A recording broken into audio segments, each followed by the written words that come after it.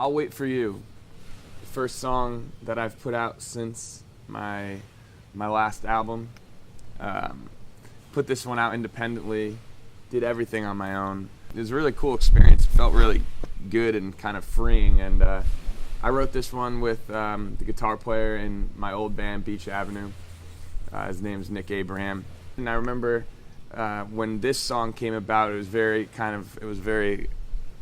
cool part in the writing process because we were like struggling that day with writing, and it was kind of towards the end of the day. I think we were about to just call it quits, and I started playing the chord progression to "I'll Wait for You," and singing kind of this counter melody that ended up being the pre-chorus, and then I think it was Nick that kind of belted out the "I'll Wait for You." We kind of had the melody. I'll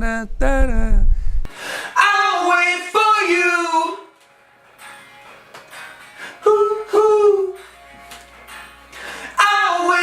And I think he said, "I'll wait for you," and that's what we had at that point.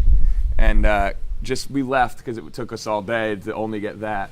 And then we sat with it, and it was stuck in my head. And I was like, "Oh, well, this song feels pretty cool." And I had just signed with Madison House, which is my booking agent, and I went to one of their shows that they had put together, and this kid Stephen Kellogg was playing there, and he's from Connecticut, and I'd heard of him, and I really enjoyed his show, and I went out to meet him after his show, and we just started talking, and I loved his lyrics in his song, and I said, I think he could really be a big help on this new song. I think it's a cool idea that we have. And he came in about a couple weeks later.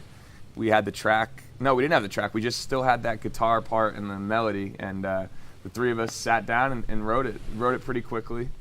I think I could definitely hear "I'll Wait for You," something that I would have done maybe a year or so after we released Coming Your Way.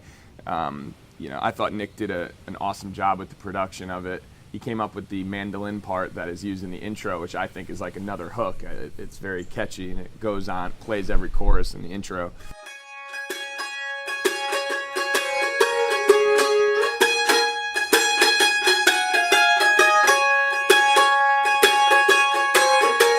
I love the song. I love hearing the 1, 2, 3, 4. 1, 2, 3, 4! It's like a long intro. I know nowadays you're not supposed to have long intros in music, but that kind of reminded me of something like Springsteen or Petty would have done in the beginning of one of their songs. So I made sure that I had that in there.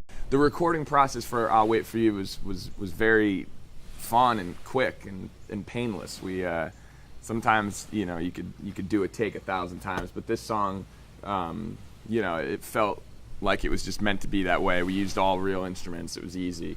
It came together pretty quickly, except for the first line of the song. Everybody's hometown.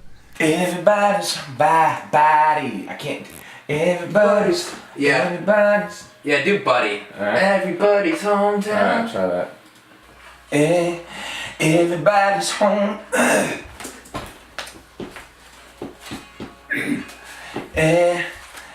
I kept singing it Nick didn't want me to sing it country because just the word hometown comes across as like a country song. And I kept saying, everybody's hometown. So that was the one part I couldn't get. We must have sang that one line about 25 times, but we did get it. Lyrically, "I'll Wait for You" is, it's basically about somebody telling somebody they'll wait for them, but the verses take on two different stories, kind of. At least that's how I was thinking of it as we were writing it. Because there's the first verse, which was actually supposed to be the second verse, but we ended up flip-flopping it. I think I have the lyric sheets first. I mean, I still have the lyric sheet, and it shows, I'm pretty sure it shows "You are not an island, you are not lost to sea" as the first verse, and we ended up deciding to flip-flop them. But the first verse, everybody's hometown has reason not to stay. It's basically from the perspective of somebody that's had enough of their town and they're going to leave. They're going to go out and do what they need to do. Dreamers need to get away. They need to go pursue their dream. And the other person in the pre-chorus, is basically saying, I'll wait. I'm pretty bummed, but I know you need to do this, and I'll wait for you because, I care about you and I want to be there. The second verse takes on a different kind of mind frame of more of a person that is still with you, but maybe they've lost their way a little bit. Maybe they're going through something in their life that's causing them to not be the person that you remembered them as, or you became close to, but you're waiting for them to get out of that time in their life. So that's the second verse. So I think it's kind of cool. It takes on its own, you could interpret it the way you'd like, but that's how I was thinking about it when we wrote it.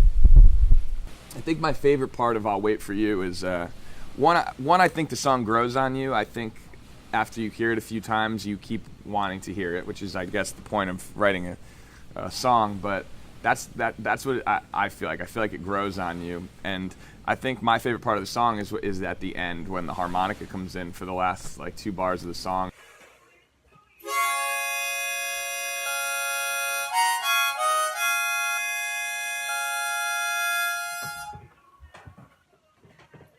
I always look forward to that part, which I think is cool. I like songs like that. Like in Maggie May, for instance, when you're always waiting for that mandolin part at the end to come in, and I wanted something like that people would want to hear again. We've been playing it out now live for a while, and it's gotten good reaction, and it's a cool way to release it. It feels good. It feels real. It feels like me, and I think everybody's gonna like it. And it's a good starting point now from where I want to go. And so yeah, that's I'll Wait For You. Everybody's hometown, there's a reason not to stay.